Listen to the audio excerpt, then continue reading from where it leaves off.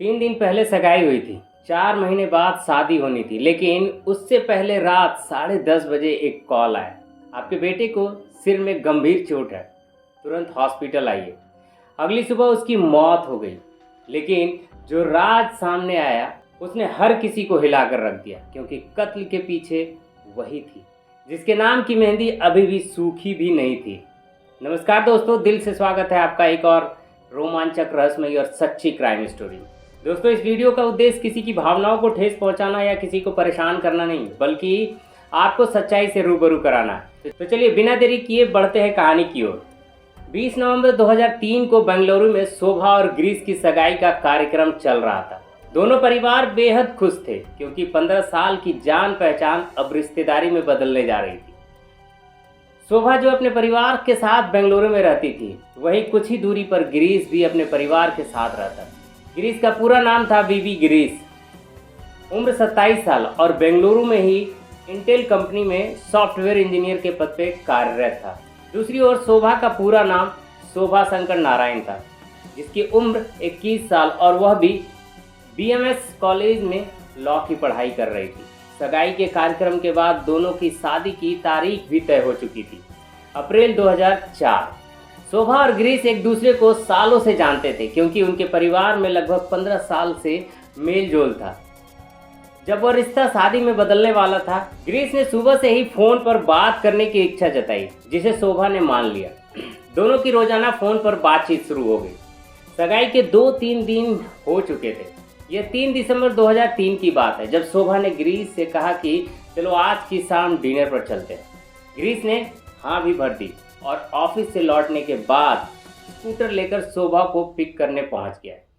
इस डिनर की जानकारी दोनों ने अपने अपने घर वालों को दे दी थी। डिनर के बाद रात करीब 10:30 बज गए थे, लेकिन दोनों वापस घर नहीं लौटे। ग्रीस के घर वालों ने शोभा के घर फोन किया, लेकिन वहां से भी यही जवाब मिला कि वह अभी घर नहीं आई। कुछ देर बाद ग्रीस के पिता को मणिपाल हॉस्पिटल से कॉल आया। बताया गया कि ग्रीस की हालत बेहद गंभीर है।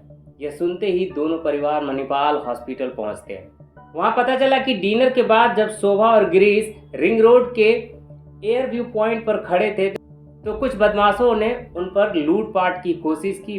विरोध करने पर ग्रीस के सिर पर लोहे की रॉड से वार किया गया, जिससे वह बुरी तरह घायल हो गया। शोभा किसी तरह उसे हॉस्पिटल लेकर पहुंची, जहां उसकी हालत नाजुक बनी रही। 4 दिसंबर 2003 की सुबह करीब 8 बजे ग्रीस की मौत हो जाती है।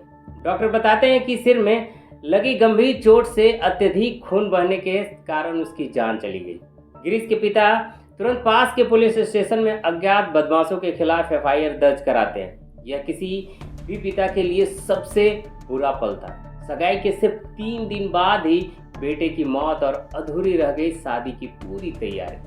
पुलिस ने तुरंत जांच शुरू की। शुरुआत शोभा के बयान से होती है, क्योंकि घटना के वक्त वही ग्रीस के साथ थी।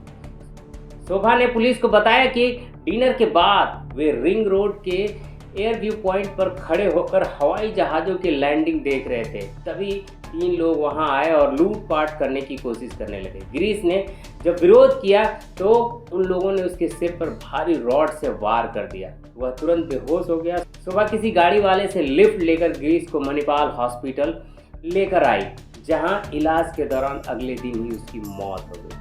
पुलिस को शुरुआत में ये मामला साधारण लूटपाट का लग रहा था, लेकिन यकीन मानिए यह केस जितना सीधा अभी लग रहा है, आगे इसमें कई चौंकाने वाले मोड़ आने वाले।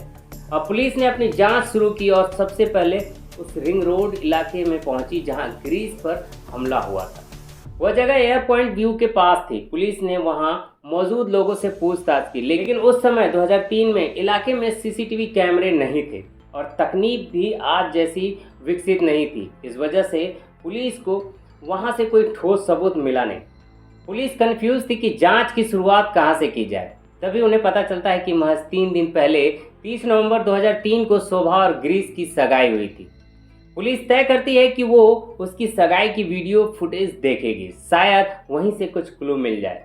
वीडियो को कई बार देखने के बाद एक पुलिस अफसर नोटिस करता है कि जहां ग्रीस पूरे कार्यक्रम में काफी खुश नजर आ रहा था, वहीं शोभा का चेहरा उतरा हुआ था, जैसे वो खुश नहीं थी। इस पॉइंट से पुलिस दोबारा शोभा से बातचीत करती है। सवाल किया जाता है कि क्या वह इस शादी से खुश नहीं थी? सगाई के दौरान वो इतनी मायूस और चुप क्यों थी? शोभा इस सवाल पर कोई संतोषजनक जवाब नहीं दे पाती है। साथ ही उसका व्यवहार भी अजीब था। जिस लड़की के मंगेतर की कुछ ही दिन पहले मौत हुई हो और वह बिल्कुल भी सामान्य नहीं हो सकती, लेकिन शोभा का रवैया बेहद सामान्य और खुशमिजाज था। यहीं से पुलिस को शक होता है। अंधेरे में तीर चलाते हुए पुलिस शोभा का मोबाइल नंबर लेकर उसकी कॉल डिटेल निकलवाती है और यहीं से उन्हें एक बड़ा सुराग मिलता है। शोभा की कॉल डिटेल में एक नंबर ऐसा था जिससे वह लगातार लंबे समय से बात करती है। जिस दिन गिरीश पर हमला हुआ था उस दिन शोभा ने उस नंबर पर करीब 72 बार कॉल किया।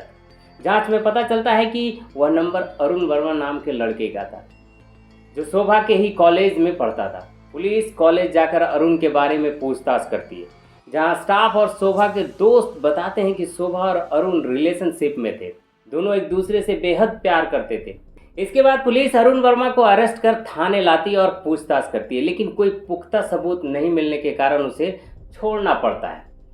हालांकि पुलिस चुपचाप अरुण पर नजर रखती है। कुछ ही दिन बाद पुलिस को पता चलता है कि अरुण शोभा से मिलने गया है। इसके बाद पुलिस शोभा के बैकग्राउंड की जांच करती है तो पता चलता है कि शोभा ने अपने घर वालों को अरुण वर्मा के बारे में बताया था, लेकिन परिवार इस रिश्ते से खुश नहीं थे। इसी वजह से उन्होंने जल्दबाजी में शोभा का रिश्ता गिरीश से तय कर दिया। पुलिस फिर उस ब्यूटी पार्लर में जाता है जहां शोभा की सगाई के दिन मेकअप हुआ था। वहां की एक महिला जिसने शोभा को तैयार किया था बताती है कि शोभा उस दिन बार बार कह रही थी कि वह गिरीश से शादी नहीं करना चाहती है, वह अरुण से प्यार करती है और सगाई के बाद अरुण के साथ भाग जाएगी। इस स्टेटमेंट को पुलिस एक अहम सुराग मानती है। इसके बाद शोभा को फिर से गिरफ्तार किया जाता है और सख्ती से पूछताछ की जाती है। इस बार शोभा टूट जाती है और सच बताना शुरू करती है। वह कहती है कि अरुण वर्मा से बेहद प्यार करती है वह, और यह बात उसने अपने घर वालों से भी बताई थी, लेकिन उनके घर वाले जबरदस्ती उसकी सगाई गिरीश से कर दी थी। शोभा बताती है कि वह एक मॉडर्न सोच वाली लड़की थी जिसे वेस्टर्न लाइफस्टाइल बहुत पसंद था, ड्रिंक करना, पब जाना, घूमना फिरना, जबकि गिरीश इसके उल्टा था, सीधा साधा घरेलू किस्म का लड़का था जिसे यह सब बिल्कुल पसंद नहीं था। शोभा को लगने लगा कि अगर उसकी शादी गिरीश से हुई तो उसका जीवन एक जेल के जैसा बन जाएगा। लेकिन इसके बाद शोभा अपने बॉयफ्रेंड अरुण के साथ मिलकर गिरीश को रास्ते से हटाने का फैसला करती है। वह सारी बातें अरुण को बता देती है। फिर अरुण अपने कजन दिनेश से मिलता है और दिनेश उन्हें वेंकटेश नाम के एक लोकल गुंडे से मिलवाता है। वेंकटेश पर पहले से ही कई केस दर्ज थे। अरुण और दिनेश उसे कुछ पैसे देकर पूरी प्लानिंग बताते हैं।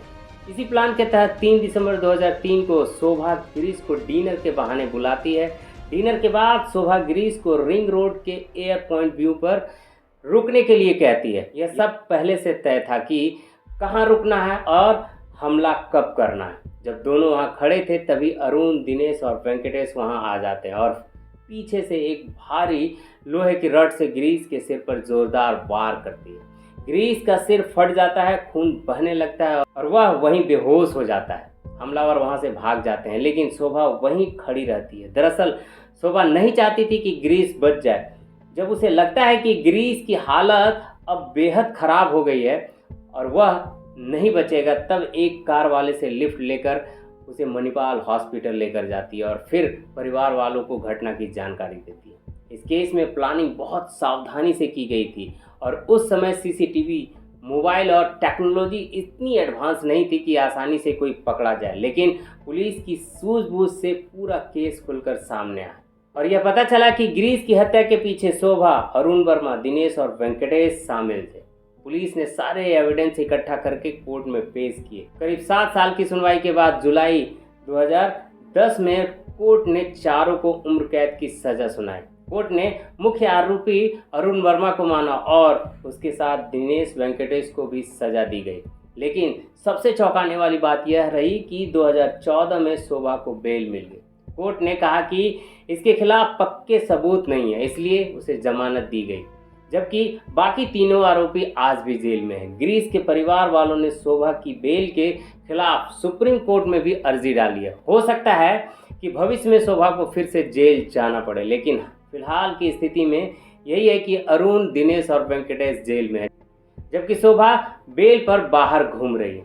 तो दोस्तों, ये थी आज की डार्क रियलिटी। अगली बार फिर मिलेंगे एक और नई और सच्ची क्राइम स्टोरी के साथ, जहां सच सामने आएगा और राज बेनकाब होंगे। तब तक सतर्क रहें, सुरक्षित रहें और अपने परिवार का ख्याल रखें। दोस्तों, इस वीडियो को देखने के लिए दिल से बहुत बहुत धन्यवाद। जय हिंद।